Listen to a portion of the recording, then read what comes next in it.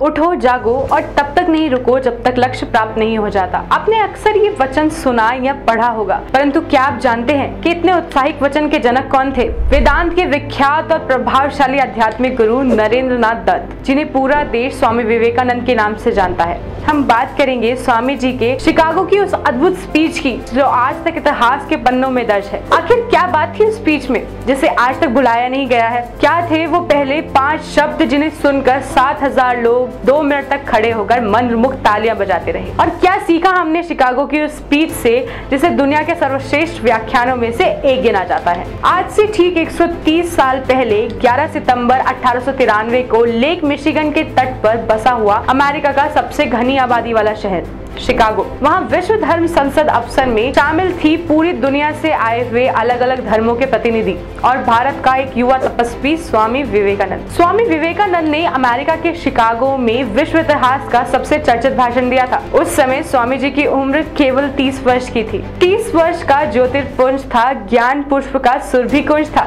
मस्तक पर अरुणिम रेखा, चकित रह गया जिसने देखा, शब्द सुदर्शन धारी था वो, देवदूत अवतारी था वो। सभा में आए सभी जन एक एक कर मंच पर जाते रहे और अपने अपने धर्मों की व्याख्यान करने लगे। स्वामी जी ने सबको धैर्यपूर्वक सुना। फिर स्वामी जी का नाम पुकारा गया। वो मंच पर जाने लगे और वहाँ बैठे सब लोगों का ध्यान सिर्फ स्वामी जी पर था। स्वामी जी मंच की ओर अकेले चलकर नहीं आए, उनके साथ भारतवर्ष की सनातन संस्कृति और लाखों वर्षों का इतिहास भी मंच तक आ पहुंचा और अब पूरा विश्व सुनना चाहता था कि भारत क्या कहेगा। स्वामी विवेकानंद माइक तक पहुंचे तो पर कुछ बोले नहीं। सभा में हलचल सी मच गई। स्वामी जी कुछ बोलते क्यों नहीं?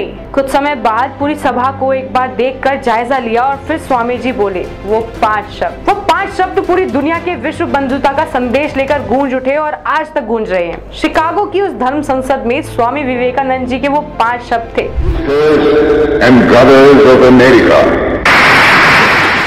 Sisters and brothers of America, America के भाइयों और बहनों। पश्चिमी समाज को विश्वास ही नहीं हुआ कि हजारों मील से आया हुआ ये व्यक्ति, जिससे ना तो रक्त का संबंध है, ना संस्कार का, ना भाषा का, ना भाव का, कैसे वो उन्हें भाई और बहन के नाम से संबोधित कर रहा है। उस दिन सनातन संस्कृति के एक संदेशवाहक ने भारत को विश्व गुरु के रूप में पुनर्स्थापित कर दिया।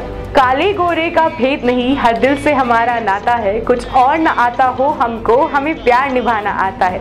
इस धरती पे मैंने जन्म लिया, ये सोच के मैं इतराता हूँ। शिकागो में ठीक 130 साल पहले इसी हॉल में खड़े होकर स्वामी विवेकानंद ने हजारों की भीड़ में दुनिया को भाईचारे का पैगाम दिया था। 130 साल में दुनिया बदल गई, लेकिन ये हॉल आज भी ऐसा ही है जैसा 11 सितंबर 1893 को था। उस भाषण में कही गई एक एक बात उतनी ही जरूरी है जितनी 130 वर्ष पहले थी। एक कथा अमेरिका की बड़ी फेमस है। जब स्वामी जी अमेरिका की सड़कों पर भ्रमण कर रहे थे तो इन्हें गेरुआ रंग का चोला पहनकर देख अमेरिकी इनका मजाक उड़ाने लगे और हंसने लगे। कहते ये कैसे कपड़े पहने हैं, आप शर्ट पैंट या टाई क्यों नहीं पहन सकते? इसके जवाब में स्वामी जी ने हंसकर ऐसा जवाब दिया कि सबकी आंखें खुली रह जाती हैं। You are from a country where tailor make a man gentle, I am from a country where character make a man gentle. Nobel पुरस्कार से सम्मानित फ्रांसीसी लेखक रोमारोला ने स्वामी जी की जीवनी लिखी है और वो कहते हैं कि if you want to know India study Vivekananda. Mahatma Gandhi कहते हैं कि स्वामी विवेकानंद जी को पढ़ने के बाद मेरी देश के प्रति भक्ति